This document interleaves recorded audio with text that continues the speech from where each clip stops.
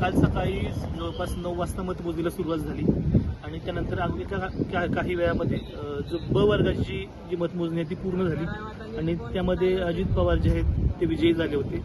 त्यानंतर तब्बल 24-25 तासानंतर पहिला जो निकाल आहे तो निकाल आपल्या हाती येतोय. यामध्ये राष्ट्रवादीच्या नीलकंठेश्वर पॅनलचे रतनकुमारजी भोसले त्यांचा विजय झालेला आहे. सुमारे 1400च्या आसपास मतं घेऊन त्यांचा विजय झालेला आहे.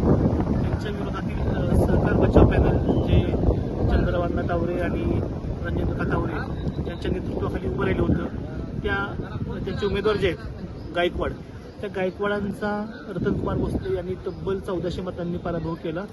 विशेष म्हणजे शरदचंद्रजी पवार गटाच्या उमेदवाराला अवघ्या 700 मतांवरती समाधान मानावं लागले. दुसराही निकाल आपल्या हाती आलेला आहे.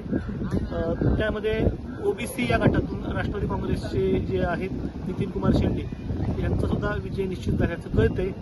तर तिसरा उमेदवार नीलकंठेश्वर पॅनलचंच ऋषिकांत देवकाते यांचाही विजय झाल्याची माहिती येते. म्हणजे तब्बल जवळपास 17 जागांवरती नीलकंठेश्वर पॅनलचे उमेदवार काही ठिकाणी विजयी झालेत तर काही ठिकाणी आघाडीवर आहेत. 3-4 ठिकाणी सहकार बचाव पॅनलचे जे उमेदवार आहेत ते काही ठिकाणी आघाडीवर आहेत. त्यामध्ये खुद्द चंद्रराव तावरे, संगीता कोकरे आणि त्याचबरोबर गवारे म्हणून एक उमेदवार आहेत आणि रणजित खलाटे हे उमेदवार काही मतांच्या फरकाने आघाडीवर आहेत. अजून अद्याप मतमोजणी होणं बाकी आहे.